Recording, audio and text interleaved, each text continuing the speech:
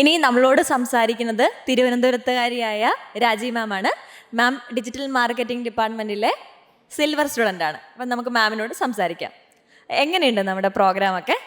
Programme അടിപൊളി പ്രോഗ്രാമാണ്. ഞാൻ ഒരിക്കലും പ്രതീക്ഷിച്ചിട്ടില്ല ഇത്രയും നല്ലൊരു പ്രോഗ്രാം ആയിരിക്കുമെന്ന്. അത്രത്തോളം എനിക്ക് ഇഷ്ടപ്പെട്ടു, അത്രത്തോളം മോട്ടിവേറ്റഡ് ആവാൻ പറ്റി എന്നുള്ളതാണ്.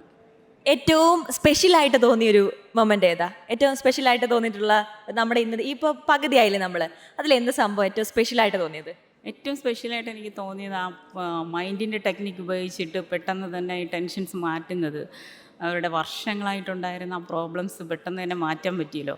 അതാണ് എനിക്ക് ഏറ്റവും ഒരു ഇതായിട്ട് തോന്നിയത്. ഭയങ്കരമായിട്ട് എനിക്ക് അത് ഭയങ്കരമായിട്ട് ഫീൽ ചെയ്തു, ഇഷ്ടപ്പെട്ടു. എന്തെങ്കിലുമൊക്കെ തീരുമാനങ്ങൾ എടുത്തിട്ടുണ്ടോ? ഇവിടെ നിന്ന് ഇനി പോകുമ്പം ഇന്ന കാര്യമാണ് ഇനി എനിക്ക് നേടാനുള്ളത്, അങ്ങനെ തീരുമാനം എടുത്തിട്ടുണ്ടോ? എടുത്തിട്ടുണ്ട് മാഡം. എനിക്ക് 1 crore എത്തണം, അതാണ് അതാണ് തീരുമാനം. നമ്മുടെ കോഴ്സുകളെ കുറിച്ചൊക്കെയുള്ള അഭിപ്രായം എന്താ? കോഴ്സുകൾ ഞാൻ ഡിജിറ്റൽ മാർക്കറ്റിങ്ങിലാണുള്ളത്. അപ്പോൾ ഡിജിറ്റൽ മാർക്കറ്റിംഗ് സിൽവറാണ് ഞാൻ എടുത്തിട്ടുള്ളത്.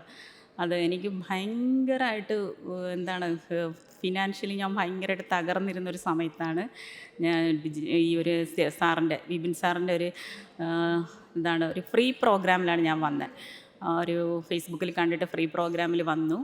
അത് കഴിഞ്ഞപ്പോൾ ആ ഒരു പ്രോഗ്രാം കഴിഞ്ഞിട്ടും എനിക്ക് അതിൽ ചേരണോ വേണ്ട ഇങ്ങനെ 2 മൈൻഡായിട്ട് നിൽക്കുകയായിരുന്നു. എന്നിട്ട് സാർ ഓഫർ തന്നിട്ടും ഞാൻ ചേർന്നില്ല. പിന്നെ സാർ പറഞ്ഞു ബുക്കിംഗ് 1000 രൂപ ഇട്ടിട്ട് നാളെ നിങ്ങൾക്ക് വേണമെങ്കിൽ ചേരാം.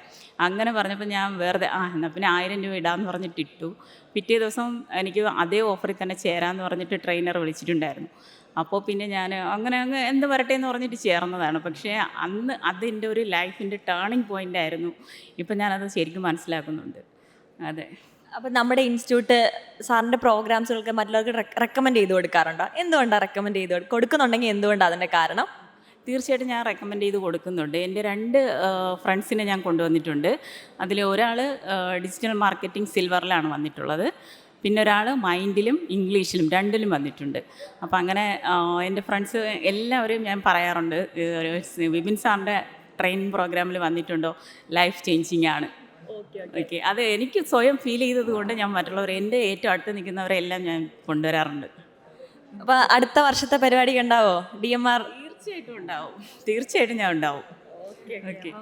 ഈ പറഞ്ഞതുപോലെ ഇനി 1 crore മാത്രമൊന്നുമല്ല, ഇനി അങ്ങോട്ട് മുകളിലോട്ട് എല്ലാം അച്ചീവ് ചെയ്യാൻ പറ്റട്ടെ എന്ന് ആശംസിക്കുകയാണ്. അപ്പോൾ താങ്ക് യു.